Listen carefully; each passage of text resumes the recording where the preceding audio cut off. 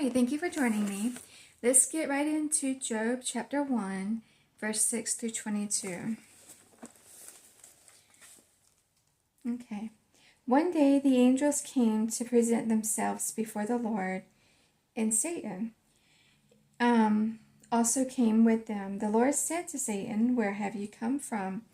Satan answered the Lord, "From roaming throughout the earth, going back and forth on it." Then the Lord said to Satan, "Have you considered my servant Job?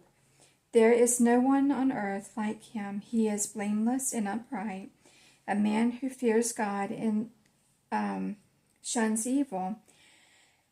Does Job fear God for nothing?" Satan replied, "Have you not put a hedge of protection around him, in his household, and everything he has? You have blessed the work of his hands, so that his flock and herds are spread throughout the land. But now stretch out your hands and strike everything he has, and he will surely curse you to your face." The Lord said to Satan, "Very well, then. Everything he has is in your power, but on the man himself do not lay a finger." Then Satan went out from the presence of the Lord. One day when Job's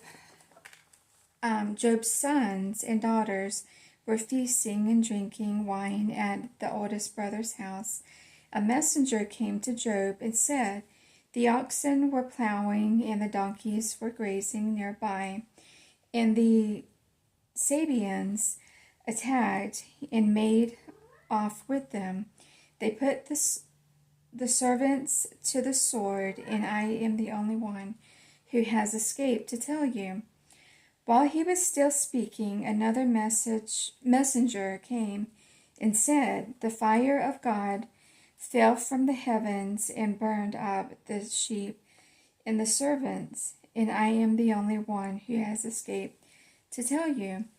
While he was still speaking, another messenger came and said, "The Chaldeans formed 3 raiding parties and swept down on your camels and made off with them. They put the servants to the sword, and I am the only one who has escaped to tell you." While he was still speaking, yet another messenger came and said, "Your sons and daughters were feasting and drinking wine at the oldest brother's house, when suddenly a mighty wind swept in from the desert and struck the 4 corners of the house. It collapsed on them, and they are dead, and I am the only one who has escaped to tell you." At this, Job got up and tore his robe and shaved his head. Then he fell to the ground in worship and said, "Naked I came from my mother's womb, and naked I will depart." The Lord gave, and the Lord has taken away. May the name of the Lord be praised. In all this, Job did not say or did not sin by charging God with wrongdoing. All right. What does all this mean?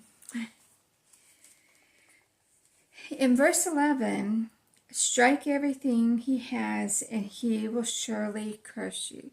That was the devil tempting God. Or testing God, not tempting, but testing. Because he's trying to test him to see if, well, it's testing Job also, to see if he will curse God. Although God knew he wouldn't, but it was still the devil just putting that little test out there. Let's just see if he will, type of thing. In verse 14 through 19, the devil is testing Job to see how far he could go before Job broke down. And as you heard, it took the point of his kids dying when Job he didn't curse God, but he just tore his robe and shaved his head because he had it. In verse 20, even with that, hard trial, Job worshiped God. All that he went through, and even for us today, with all we go through, and yes, it's hard. Sometimes you feel like God is against you. But sometimes it's tests to strengthen you, and sometimes it's an attack from the devil. A test just trying to see how far he can push you before you snap, and to see if you're going to curse God, or if you're going to say, no, devil, you get out of here. I know what you're trying to do, and it's not going to happen. You just got to get that mad attitude towards him, the devil, not God, not anybody else. You got to get mad at Satan and say, no, this is not happening. Get out of here now in Jesus' name. In verse 22, in all this, Job did not sin by charging God with wrongdoing. Even today, and I was just talking about this, the devil will test us and our faith. Excuse me. In our faith in God, but we have to say, not today, devil. I will not curse God, and yes, I am sure we all have done it. By saying, God, why did you? God, how could you? But God has been there for you all the time. Now, sometimes the question comes up, well, why does God allow this? Why does he let the devil tempt us? Why does he let the devil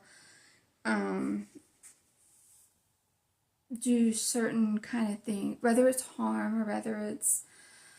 But God knows there's a limit. God knows our limits, and he's not going to let the devil go farther than what we can take before we break. Although it took a lot for Job before he broke down and ripped his robe, shaved his head, and I'm sure he pounded his fist on the ground.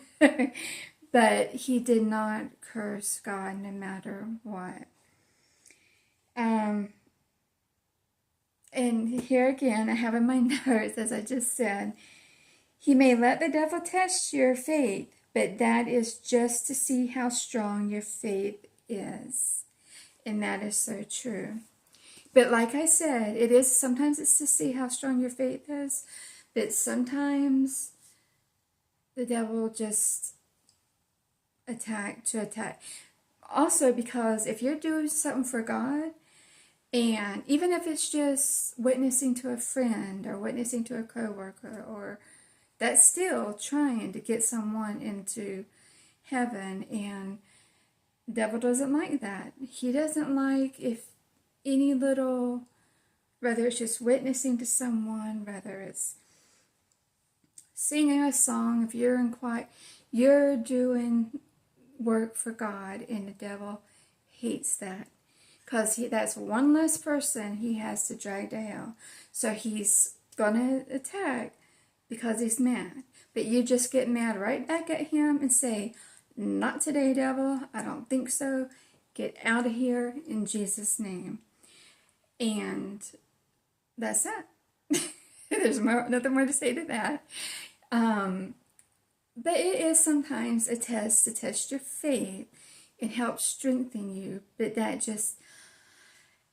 comes with discernment, actually, to know, okay, I'm being tested in my faith just to help strengthen my faith. And then you got to know between, okay, well, this is the devil attacking me.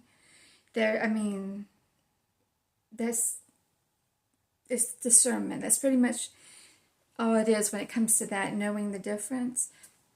You just have to be able to know, like, what kind of attack are you under? If you're just being pressured, like about your faith, that's just like testing how strong you are in your faith. But if